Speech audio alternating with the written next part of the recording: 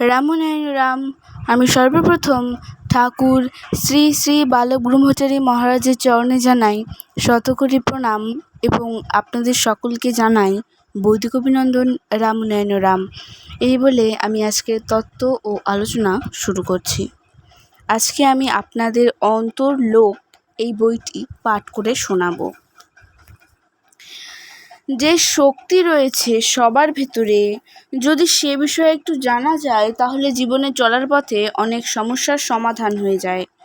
আমাদের কাছে শুধু অন্তর্যামিত্বের অভাব, জানার অভাব, বুঝার অভাব। ভুবেন বোস এভিনিউ, শ্যামবাজার, কলকাতা, 22শে মে 1960। এই বিশ্বজগতে সমস্ত অণু পরমাণুতে যে শক্তি বিদ্যমান আছে, প্রতিটি অণুতে একই শক্তি বিদ্যমান আছে। এই জগতের জাগতিক শক্তিতে সমস্ত অণুতে সেই শক্তি বিদ্যমান আছে বলেই সর্ববস্তুর বস্তুত্ব একই সত্তায় প্রতিষ্ঠিত। এই বিশ্ববিরাট যাহা ভগবৎ শক্তি নামে অভিহিত, সেই শক্তির দ্বারা সর্বজীবে প্রতিষ্ঠিত। অণুগুলো অণুর সমন্বয়ে যাহা গঠিত হয়, তাহাতেও সেই শক্তি বিদ্যমান থাকে।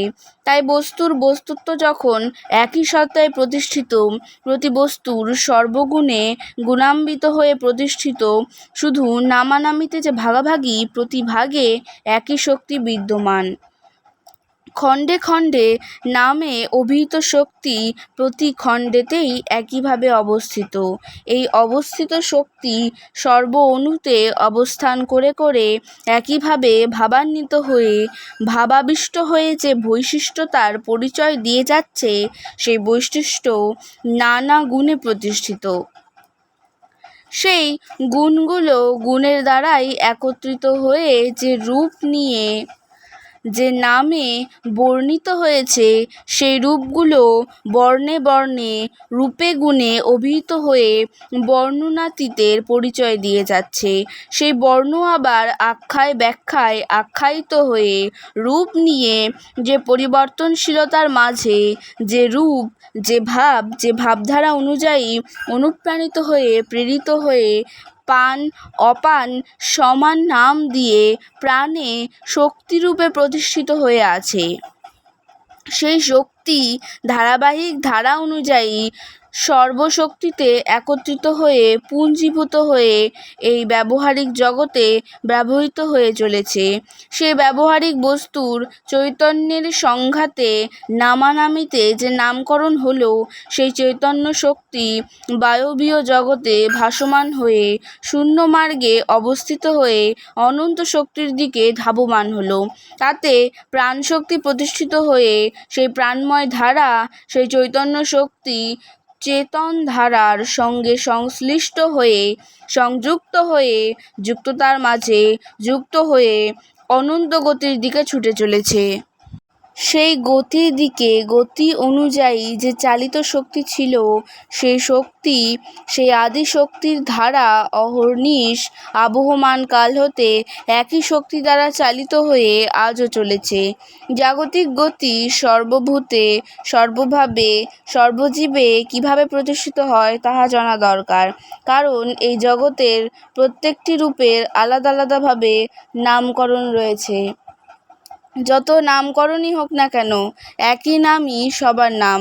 যখনই জানতে পারবে যে প্রত্যেকের ভেতর সেই একই বস্তুগুলো রয়েছে, এই বিশ্বজগতের সমস্ত ধর্মবিজ্ঞান সংযুক্ত, যুক্তি সংযুক্ত, তত্ত্ব সংযুক্ত বুঝতে চেষ্টা করবে। বস্তু দ্বারা আমাদের এই দেহ গঠিত, মন গঠিত তখনই জানতে পারবে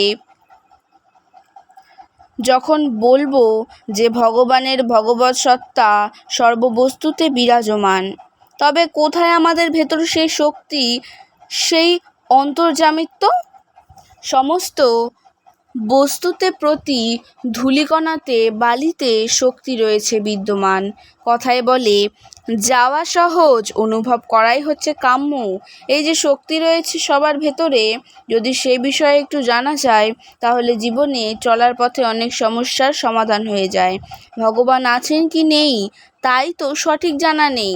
আমাদের কাছে শুধু অন্তর্যামিত্বের অভাব, জানার অভাব, বোঝার অভাব।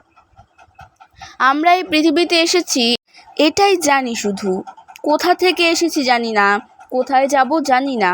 যখন জানতে পারবে সবার ভিতরে একটা সমতার সুর এসে যাবে। আজকের দিনে কাকে পূজা করবে? যাকে পূজা করছে, আরাধনা করছে, তিনি তো কথা বলেন না, শুধু মুখের কথার ওপর পাপ পুণ্যের কথা চলছে। ভীতির মাঝে, বিভীষিকার মধ্যে কাজ করিয়ে নিচ্ছে। কোনটা পাপ কোনটা পুণ্য জানে না, নিজেদের তৈরি পাপ পুণ্য। দেবতাকে ডাকলে তিনি আসবেন কি না, দেবতা আছেন কি না, দেবতার কি প্রয়োজন বুঝিয়ে দেওয়া দরকার। শাস্ত্র বলছে তিনি সর্বভূতে বিরাজমান, তিনি আছেন বলছে। প্রকৃতির প্রকৃতস্থ টানে তাকে অর্থাৎ ভগবানকে যখন এক টান দেবে, তিনি আছেন এই কথাটা যখন মনে প্রাণে বুঝতে পারবে, যেমন তোমাতে আমাতে আছো দেখছি, এইভাবে যখন বুঝতে পারবে, তখন আর কাহাকেও বুঝিয়ে দিতে হবে না। জীবনের গতি আলাদা, শাস্ত্র গ্রন্থ পড়ে কাউকে বুঝিয়ে দিতে হবে না। যার ব্যাখ্যা সে ভালো করে বুঝে নেবে, যার তৃষ্ণা সে ভালো করে বুঝে নেবে। ভেতরকার তৃষ্ণা যদি জেগে ওঠে, সব সমস্যার সমাধান হয়ে যাবে, আপনি পূরণ হয়ে যাবে। পরম বস্তুর পরম তৃষ্ণার সাধনার পথিক কোথায়?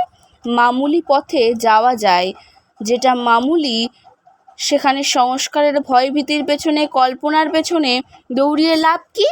তার ভেতরে কতটা যুক্তি রয়েছে সেটা তো সাধার বা সাধনার পথ নয়। ক্ষুধা যখন লাগে, শিশুর ক্ষুধা লাগলে কান্নার ভেতর দিয়েই বুঝিয়ে দেয়। আজকের তত্ত্ব ও আলোচনা আমি এখানেই শেষ করছি। দেখা হচ্ছে পরের ভিডিওতে। ভালো থাকবেন, সুস্থ থাকবেন। রামনারায়ণ রাম।